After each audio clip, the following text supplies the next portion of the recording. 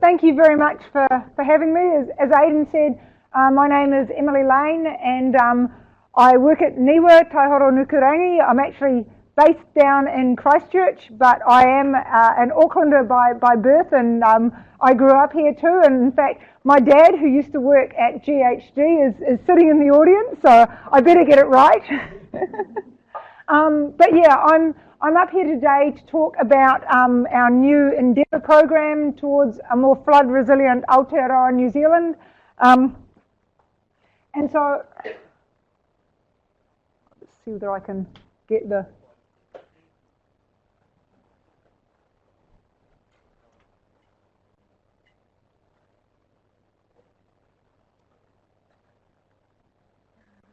Was that me or was that Aidan? So I figured I'll start with a little bit of, this is sort of flood porn, or I'm not sure quite what you talk, but just sort of, there's nothing specific about these, but just sort of to give us a bit of a feel for, you know, what we're talking about. This is from 2015 in South Dunedin, thank you, and then Auckland 2017, Edgecombe, April 2017, you'll remember this was where you had the burst of the flood banks. June 2018, this is the Waiho, you probably will remember that, took out the bridge, so you know, either side of it had to go all the way around to the east coast to get there. The Rangitata in December 2019, this was Southland in February 2020, this was about when we were putting in this proposal to do this work. This was Northland, July 2020. This was Napier. So this was actually, by this stage, we'd actually got the proposal, and I was giving people some talks about the proposal. And it seemed at the time that various different council or different cities were vying for the poster child, because there was Napier, and then the very next week, if we can use it. Oh, I'm off screen. Okay. Oh, there, it even works if I do this. The very next week, I think it was, there was New Plymouth had it. And so, you know, and these were actually very small localised downpours that I'll talk a little bit more about. And then just to prove that, you know, we're in 2020 now, and, you know, 2020 wanted to make sure that it was in the pictures too. This was middle March, January 2nd of 2020. So we get quite a lot of floods, because that wasn't like all of what we've had in the last sort of 6 years. That was just sort of a random snapshot that I put together. And so you just sort of go through things. You know, floods, globally, they're one of the world's most frequent and destructive natural hazards. You know, they cause over $40 billion of damage worldwide. And in New Zealand in particular, in the 5 years, 2015 to 2020, there were over 16 flood disasters, more than $200 million in insurance claim damage, so that's just the insurance claim. So there's around 700,000 people and more than 400,000 buildings, so $135 billion worth, are presently directly exposed to river flooding during extreme weather events. And average annualised losses for flooding in New Zealand are estimated at over New Zealand $500 million. So that's not just the insurance claims, that's taking in all of the other costs as well. And just sort of, one of the tricky things about flooding in New Zealand is that it's actually sort of very split up in terms of who deals with what. And so at the central level, there's a whole slew of legislation that actually sort of looks, that mentions flooding. So there's the RMA, which obviously we know not for much longer. There's the CDM Act, the Building Act, the Soil Conservation and River Control Act. So MFE, they actually they give guidance for natural hazards, so they've got skin in the game. Oh, I should change that. McDem is now NEMA, but yeah, NEMA obviously is for the emergency response and the post-emergency recovery phases. MPI, it's their job if there's a rural flood to coordinate the rural community after large floods. So sometimes central government might provide specific money to councils after big floods, and the Department of Internal Affairs is actually currently coordinating a community resilience work program on flooding, so looking at data and funding and various issues. Then at the regional level, so the regional councils, it's up to them to manage the river and catchments and control land use. They provide information about where flooding occurs. So, a lot of the maps are actually done at the regional level. They operate and maintain flood defence systems. They're interested in river flows, lake levels, previous floods, and it's the regional councils who can issue flood warnings. And then at the local level, they control the building and effective land use, so subdivisions, floor heights. They have flood information via their hazard registers or the district or city plan, and they coordinate with the emergency services if there actually is an event during the event and in the recovery phase. And into this mixture we have climate change. This is the reality of today. And we know that rainfall intensity will increase under climate change in most of New Zealand. And it's these shorter duration events that will increase the most. And not only will these shorter duration events increase, but they'll become more spikier. So this is sort of the 1 hour duration, 100-year return period. We expect a 14% increase in the rainfall. So the maximum rainfall that you get once every 100 years for 1 hour per degree of warming. And just sort of these, so what I was talking about before, what happened in New Plymouth and in Napier last year, these are the events that we're talking about. It's these small localised, there's just so much rain in a local area that it can't drain away fast enough. And so that's what we're looking at. This is sort of the future under climate change. And so there's uncertainty around the extratropical cyclones as well, but their intensity is expected to increase. And there's a whole heap of other things that are going on as well. We've got sort of central government investment in flood protection. A lot of the flood protection nothing's happened to it since the 80s when it was devolved to the regional councils. And so, they've been very keen on sort of getting help with this. And with COVID, we had the Shovel Ready project, and so there is actually some money now to do some of this, but this work is being done. There's also sort of the Ministry for Housing and Urban Development, and things like the Hamilton-Auckland corridor, as a sort of, an urban growth area. But, was that a subliminal message? And there's also things like green infrastructure. So there's a lot of sort of issues and things that we're interested in at the moment. As well as this, we've got the RMA reforms. So, the RMA is currently being it's going to be done away with, and it's going to be replaced by 3 different acts: the Natural and Built Environment Act, the Strategic Planning Act, and the Climate Change Adaptation Act. And all of those, have things to say about natural hazards. And the problem is that at the moment, we don't actually have a national understanding of flood risk at a consistent level, but we're trying to make all of these changes in this vacuum. And so what is actually available? Because I'm by no means am I saying there is nothing out there. So what we've got here on this, this was actually done by one of my colleagues, Ryan Paulick. So this was a couple of years ago now, but this, at the time, the blue is all the publicly available flooding maps that there were from different regional councils and different councils. And there were different things. I mean, we're up here in Auckland. There's a large rating base here, very active council, and so they've done an amazing job. They've mapped all of their overland flow paths and all the flooding. So if you're in a place like Auckland, there's a lot of knowledge out there. In other places, like this is Southland, and what they've mapped there is there was a big flood back in the 80s, and they've mapped that, and so that's their knowledge at the moment about their flood hazard. And so yeah, it's a big flood, but we don't know whether it was the biggest, and we don't know what's going to happen under climate change.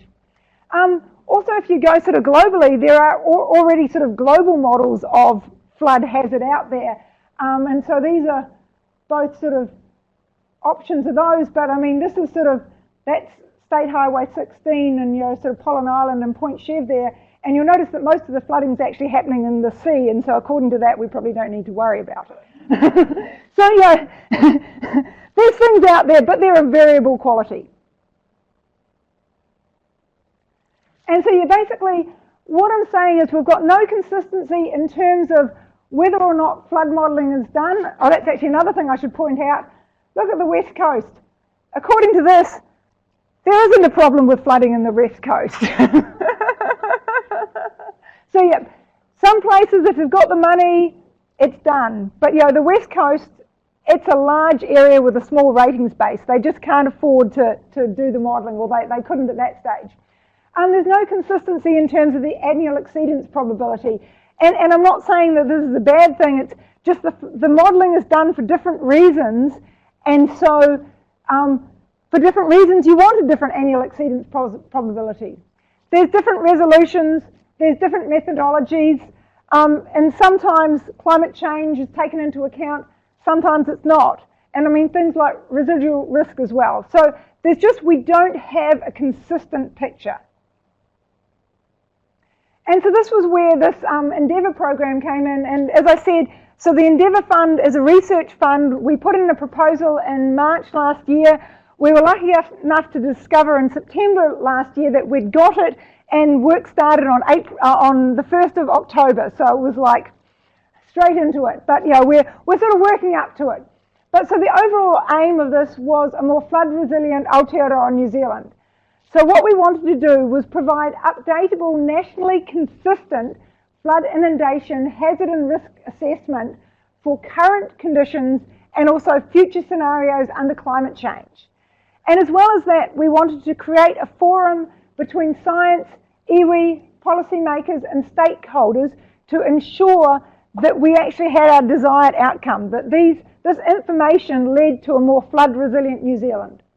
So why are we doing this? There's a range of reasons, but a big one is a national screening tool. So we can start identifying where flood hazard and risk is high, especially in rural areas where that information may not be currently available. We can look at where that flood hazard and risk might be increasing under climate change. And we can work with local and central government, with these iwi and stakeholders, to determine how to use this information to increase resilience. And so the first thing that we're going to do, actually, I think, did I go through a couple of those? Can we just go back one? Yeah. Okay, so this is the whole part of it, and you probably won't be able to read all of it, so I apologise, but just sort of the overview. There's lots of moving parts in this. But there's 4 what we call research aims, and this is all sort of MB Endeavour speak, but it's basically sort of like a work program. So the first one, RA1, is looking at that flood mapping, and I'll go into more details as we go. The second risk, RA2, is looking at flood risk, especially to the built environment.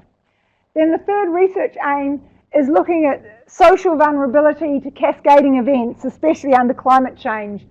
And then the fourth research aim is sort of pulling these all together, and this is sort of the way that we're actually getting our work out to stakeholders and people who are interested, and also the way of bringing them in to understand what we're doing and to work with us. And so a lot of what they do is what we call a boundary organisation, which is basically bringing everyone to the table. So we also have a couple of themes that sort of run through this. The first is a Mātauranga Māori theme, and so we're working with the Wairewa Runanga on a specific case study because we want to make sure that this information is relevant and usable for iwi and hapu, because a lot of the places that don't have that mapping are the more rural places. These might be places where there are more Māori, where there's maraes and things that they care about. So we want to make sure it's relevant for them.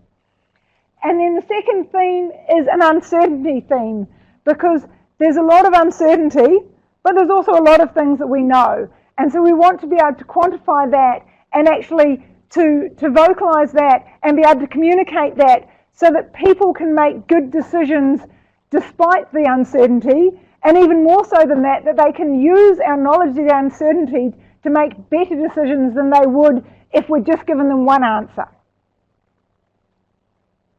And so the first thing, as I said, research aim 1, it's the national flood mapping. And it's not just the maps that are important, but it's actually creating this full system that's the important part. So it's a semi-automated system and methodology for nationally consistent flood maps for a range of design storm events, including climate change impacts, validated against a database of historical floods. So the first thing we start with is the national databases. Because, oh no, went too far. Oh well, national databases. Because basically, any work we do is only ever as good as the underlying data. And so, there's a lot of it out there, we need to draw it together. So there's things like DEMs, digital elevation models, roughness, river networks, and infrastructure. And so a lot of it comes down to LiDAR. So we don't have all the LiDAR for New Zealand, and this is one of the reasons why we have to actually make this a semi-automated system rather than just doing it once. Because over the 5 years, we'll be getting more LiDAR coming in, and even if we had all the LiDAR, New Zealand is not a static place. I live in Christchurch. I know that. Things change. And so, we need to be able to repeat this, if there is another earthquake or when there's land use change or for other reasons we've got change. So that's one of the reasons why we have this system. But we start with the LiDAR. From that, we can develop various things, hydraulically conditioned DEMs, also roughness, because that's very important, and also a digital river network. So we want to sort of be able to map out where all the rivers are, and so using the LiDAR, we can map that out and make sure it's consistent between the network and the DEM that we're using. We probably won't be able to get to it in this Endeavour program, but groundwater is also important.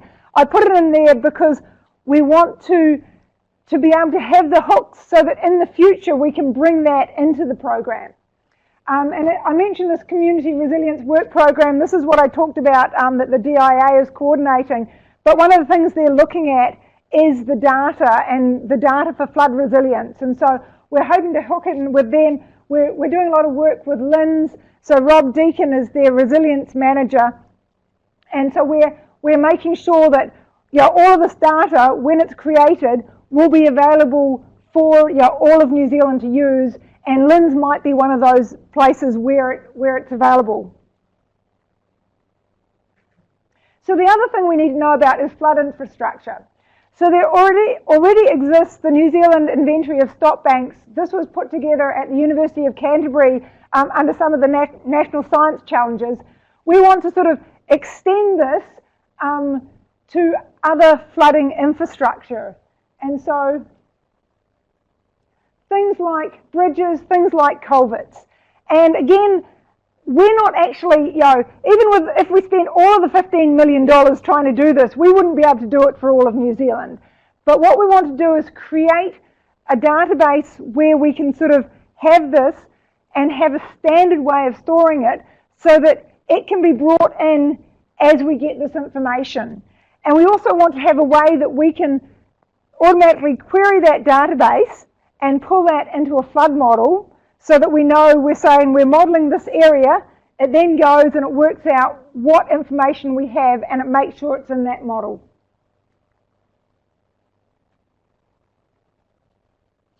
So the next bit is the catchment-based model grid. So, we can't model all of New Zealand at once, so we have to break it down into modelling areas, and we're doing it by catchments, and that's because water works in catchments. It wouldn't be smart to do it any other way. And because I'm a mum, and I like mum jokes as much as dad jokes, then you just add water and hey presto, instant flood. And then the next thing we need to do is we bring in the design storms that are based on herds. Okay, so first thing that you need, as I said, just add water, so you need that weather forcing. And so we're developing these design storms. They're based on herds, the high intensity rainfall design system. So Trevor Carey-Smith, who developed that, is part of our endeavour. We are aware that there are issues with that. And so a big part of the weather forcing part of that is actually looking to improve that.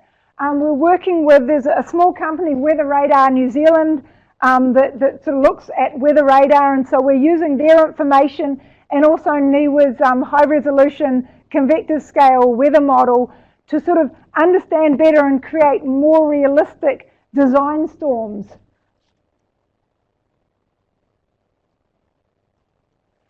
And so once we've got those storms, then that's when we put them into the model. So we're modelling both fluvial and pluvial flooding. So if that doesn't mean anything to you, the first fluvial flooding, so this is the Rangitata, and this is what we call fine weather flooding because it was a beautiful sunny day this day. But the problem was up in the Southern Alps, it was a screaming nor'wester and it was dumping water in the Southern Alps. It all came down the Rangitata. The Rangitata burst its banks, and as you can see, it took out, that's the railway there, and that's State Highway 1. So it completely wiped them out for several days from memory. So that's fluvial, but flooding from the river.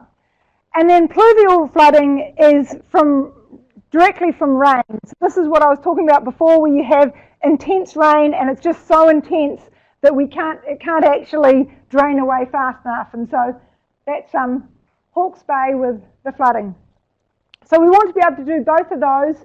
So in the upper catchment, so this is one of our case studies that we're using to sort of work out how we're going to do this and sort of iron out some of the problems. But in the upper catchments, we're using a hydrological model. So this is basically just models the stream flows, takes the water down the stream flows and routes them down through there. And you may not be able to see it, but there's little red dots there. And so this is when the streams, so the green part, that's the actual where we're going to do the inundation modelling. And so at those red dots, we will inject the water from the streams that's come from the upstream there, and then over this part of the model, we'll actually do rainfall on grid. So we will put the rainfall amount in there. And so we're using these design storms so we've got consistent rainfall in both of those. And so this is the model that we're using. It's called BG Flood. It's actually developed at NIWA. It's an open source GPU based model, so anyone can use it. But I mean, this is not an integral, while this is what we're using, it won't be an integral part of the system. So if other people have their own models, you can use the design storms, you can use the data, and you can use your own model. They're all solving the same equations to do that modelling. We're working with the River Managers Forum to ensure we've got consistency and acceptability of approach. And as I said, we're developing regional prototypes just to sort of work out, you know, what the issues are for doing the national scale. So, you know, the elephant in the room, of course, is climate change, though. So we live in a changing climate. So as temperatures increase, these short, intense rainfall events will become more frequent and spikier, so even more concentrated in location. And so again, you know, you've seen it before, you'll see it again, but this is, you know, Napier, that really small, intense rainfall one. And the thing is that there's nothing special about Napier. That could happen anywhere in New Zealand under climate change. And so that's sort of a really tricky thing to deal with from a flood hazard point of view. And it's going to be especially problematic in urban areas where you've got lots of impervious surfaces and where the drainage isn't designed to deal with that sort of event. On top of that, you've got sea level rise, which is going to exacerbate flooding in low coastal regions. And just to be really clear, we are not going to be looking at storm surge and sea level rise. So we are not modelling coastal flooding at all, but we are including sea level rise in as much as, you know, many of the sort of coastal floodplains, if the sea's higher, the water in the river doesn't drain out as well. And so it's going to back up and flood. So we're not doing any saltwater flooding, but sea level rise is also going to exacerbate, you know, just ordinary freshwater flooding in these coastal floodplains. So we need to understand how these changes are going to affect our flood hazard. And so yeah, then the final thing as we stitch it all together into a national grid. And as I said, the big thing about this is the system, not the first maps. We're going to do it at least 2 or 3 times over the 5 years, and the first time it's not going to be that great. And it'll be a little bit better the second time, and hopefully even better the third time. But the vision is that this is going to go on to in the future. And so we've got the National Climate Change Risk Assessment that has to happen every 6 years into the future.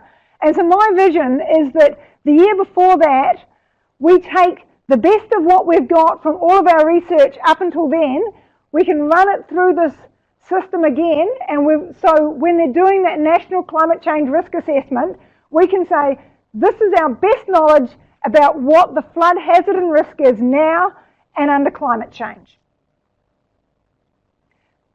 And there's a couple of other little things that are happening. We're looking at historical and current floods. We need to have that knowledge of what really happened so that we can ground truth it. And so we're working with John Ricks at Tonkin and Taylor to expand. This is a citizen science project that he's had, but to bring in flood peaks and developing a repository of historical floods so that we've got these cases that we can validate against. And then the other thing that we're doing is we're looking at hybrid modelling. So this is using a combination of modelling, hydrodynamic modelling and machine learning to develop sort of a rapid modelling case study. We're doing this in Wairewa, which is where we're doing our Vision Mātauranga. It's a small catchment, so it's an area where we can sort of model it well. But the idea is that we look at different scenarios, we do the modelling, but then we use the machine learning, and so we can use this so that under this, is it going to do the? It allows for rapid modelling of many different scenarios. So that's the first research aim, but there's actually more. So the second thing, that's where the water falls. The next question is what the actual risk is, because if it falls somewhere where there's nothing we care about, it doesn't matter too much. So the research aim 2 is looking at flood risk, and especially to the built environment.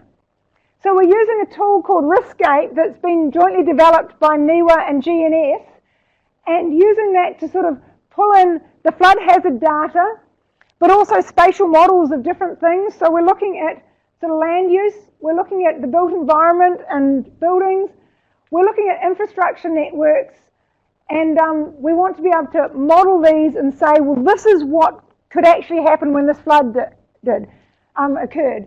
And one of the interesting things with the infrastructure networks, this is some work that some colleagues at Auckland University are doing, because networks are important, because you take out one part of a network with a flood, and it can actually negate the rest of the network. So you think about Franz Josef and the Waiho Bridge, took out that bridge, suddenly that west coast, that community, had to go all the way around to get from one side of the river to the other. Also on that bridge, it had their fibre optic cable.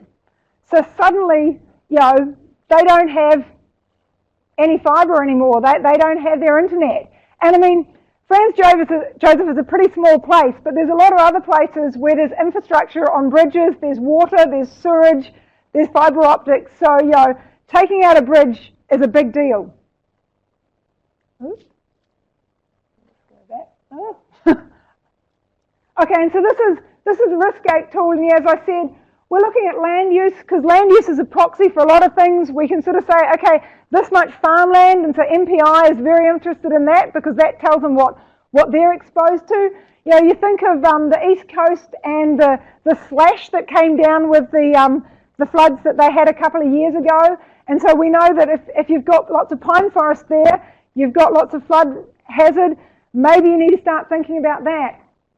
As I said, there's infrastructure of all sorts in those networks, and they're really important, and also just buildings and that can be affected. So that's the second research aim. And then the third research aim, we're looking at societal vulnerability to cascading events. So this is a little bit of a change of pace. This isn't my area of speciality, but we're looking at some specific community cases. But first I'll just sort of talk through a bit of what a cascading event can be. So, you've got sort of a place, and, you know that there's a flood hazard, but you've got some stop banks. But then suddenly you get an extreme rainfall. You've got a higher than normal high tide. So can you just press go? Yep. Okay. So there's your extreme rainfall event. So the next one. So then the next thing that happens is the stop banks fail or they're overtopped, and suddenly you've got a big flood. Okay. Next. And so you might get sort of impact on roads, on networks and things like that. Next. And of course you've got big impact on people. And so what happens next? Well, that's not acceptable. You don't want people standing up to their knees in flood. And so there's pressure to upgrade the system. And so maybe they build the stop banks back, maybe they even build them higher or better. But with climate change, that might just put you on another loop around the system. Or maybe they say, actually, this is Edgecombe in 2017. I can't remember exactly what date. Was it 2005? But it's not the first. I've got almost identical pictures from sort of 10, 15 years prior in Edgecombe. So it's not the first time that that's happened in Edgecombe. So there comes a point where even communities that love their communities go, maybe this is too much. And so maybe you need to come up with a different state. And so this research aim is about how do you work through with communities to work through these issues. And so what this does, we're working on 3 specific case studies. The first step is to look at the current system and understand this current system and basically sort of how does it work, what are the issues, what happens when there's a flood. And we're using systems sort of thinking to sort of map out not just those direct issues of what gets wet, but when that gets wet, what does that do? Taking out that bridge, it stops the trucks getting through. Stopping the trucks getting through stops these other things. So we're sort of trying to map out all of those systems. So then the second thing we want to do is we want to look under the future and sort of under this changing flood frequency and magnitude and ask, are the answers different? How and why? Or are they the same, just bigger? And then sort of through that, develop ways of sort of, how can we evaluate this? And then basically develop some knowledge to support risk assessment and adaptation decisions and methods and practices to help communities work through this. So in New Zealand, we've already started this in the coastal space with sea level rise, but we've got exactly the same, problem on our hands with flooding. And so we're going to have to work out how to do that in the flooding space. And so that's what this research aim is all about. And then the third one, something went a little odd with this, but this is the research aim 4, and a large part of this research aim 4 is what we call a boundary organisation. And what a boundary organisation is it's bringing everyone to the whāriki. Okay, so we've got, this is us here, we're the scientists, we're sort of churning, using NIWA's supercomputer and churning out these maps. But maps in and of themselves don't make anyone safer. So we need to sort of bring all of the people who are involved with this. We need the iwi, we need the central government, we need local government, we need the people, we need the banks, we need the insurance. And I mean, a lot of you I count you as the researchers as well if you're the consultants. But we need to bring everyone to the table so that we can actually discuss how we can use this information to build a more resilient New Zealand. Because if we just made some maps and put it out there, I can tell you all hell would break loose. I can tell you all the councils would be sort of baying for my blood because it wouldn't help. Suddenly you'd have people sort of going, oh well, NIWA's map says this and your map says this. And so we're really keen to actually work with the councils. We want to make their job easier, not harder. And so there's big questions about how this information gets used. How especially how does it get used in places where the councils like Auckland already have a lot of maps out there. Because we don't want to sort of, in places like Auckland, their mapping is at higher resolution than ours will be. And so we want to make sure that that higher resolution is used where it's appropriate. But our mapping is still important because if we're trying to look at that nationally consistent level, we might need to use our maps to compare them with the climate change scenarios. But in that case, we mightn't put the information out as a map, we might put the information out as this is how climate change is going to affect you. So, there's a lot of talking, a lot of sort of working through with councils, with different people about how to actually use this information to make New Zealand more resilient. And that's what I want to do. I don't want to just, create maps for the sake of maps. So also under Research Aim 4, there's a few other things that they're doing. So a lot of this is actually done by the University of Waikato. So Ian White is a planner down there with a specific interest in flood hazard and how to sort of use planning to improve our flood resilience. So we're looking at what-if scenarios. So, yep. So, we can't, consider the future flooding and climate change separate from all the other things that are going on in New Zealand. As I said, we're in a housing, crisis. We're getting, more urbanism and things like this.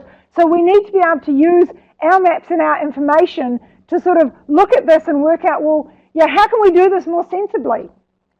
Then the second thing is market signals and responses. And so, there's flood risk is rising due to climate change.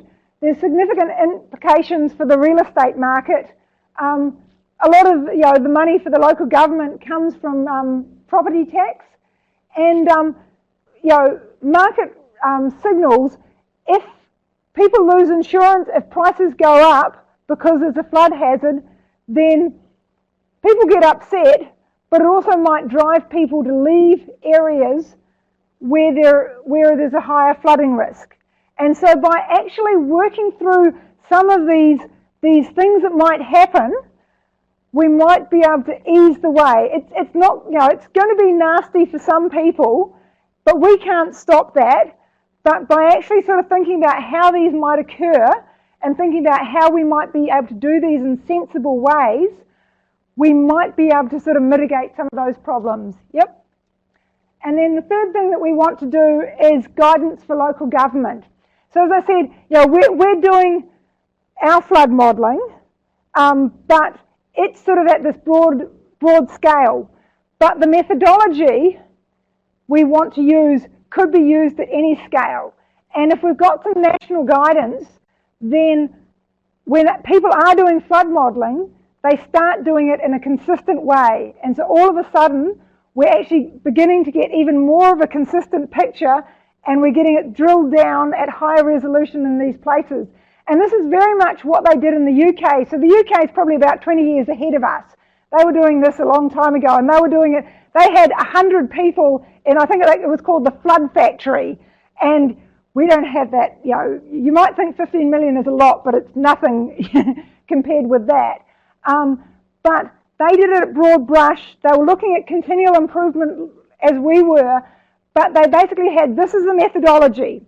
So you can look at it, and if you're a developer and you say, oh, this says that I'm in a high flood risk zone, you can then sort of take the information, take the methodology, do a higher resolution model of it, and if you're lucky, it might show that you're not in the flood zone. If you're unlucky, it mightn't change the results at all and you've spent the money.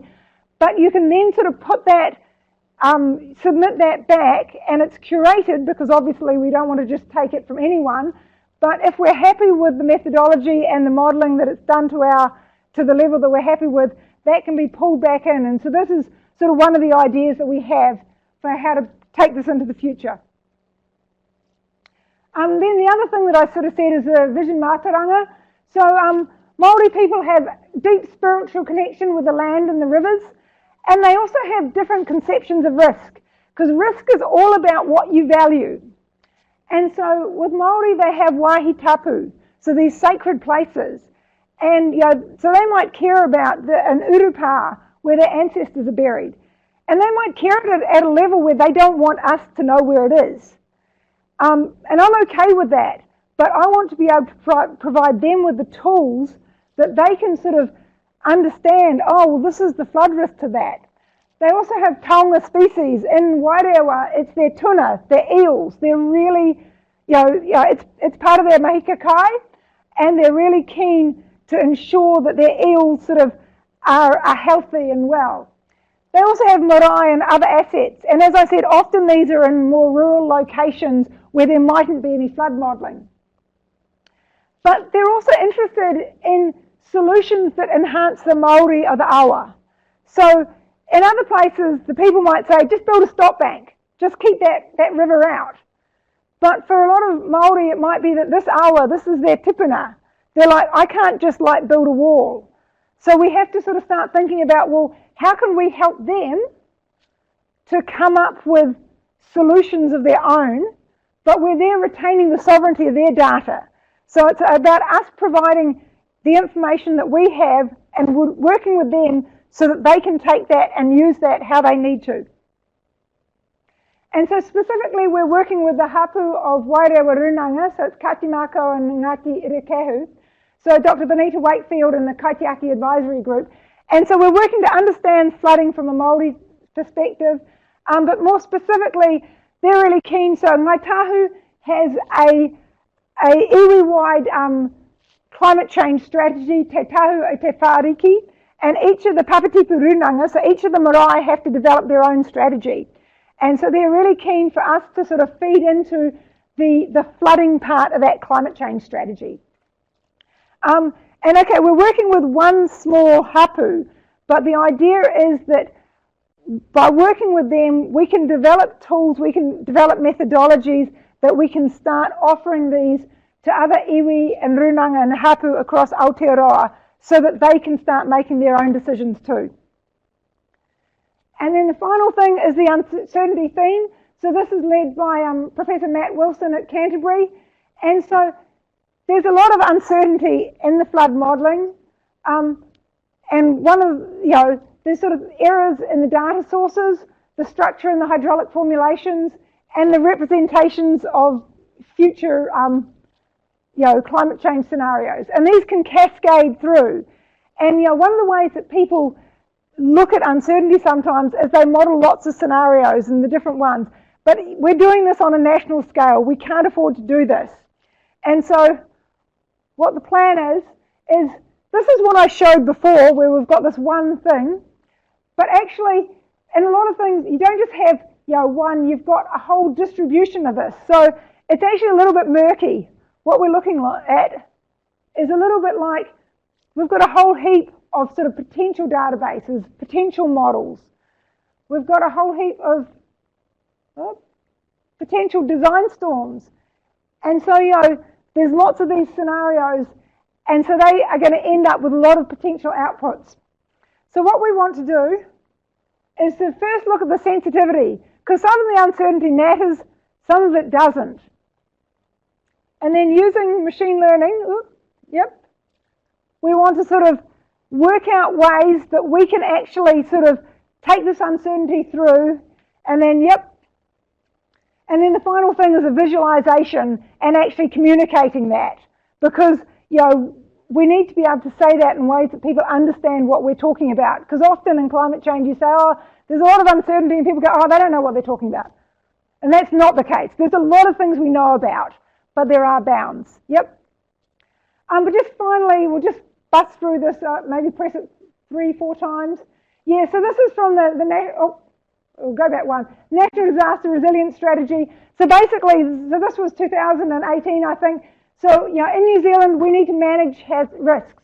We need to be able to identify and understand risk scenarios, including hazard, exposure, vulnerability, and use this knowledge to inform decision making. And then the second one is from the climate change, the coastal mitigation, but this is sort of how they look at what the problem is. What is happening? We're working on understanding that. What matters most? That's the risk. What can we do? That's the societal vulnerability. How can we implement this strategy? That's RA4. So that's what we're working through. But so thank you very much. So if you're interested in receiving ongoing information about this program, or you wish to be involved with the Boundary organisation, please contact Belinda Slight. So she's going to be the project manager for the Boundary organisation.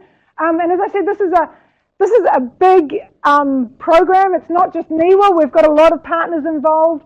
So we've got Waikato, Canterbury and Auckland University, also Manaaki Whenua, Land Information New Zealand and WSP. So there's a lot of people involved, and that's not including, we've got people from the councils and, we've got people from the banks and the insurance and central and local government all sort of feeding into this. So, there's a lot of us working together, and we're keen to work with other people too, just to sort of make this work, because, that's what I want, is, a more flood resilient New Zealand, for myself, but also for my children and my children's children. Thank you very much.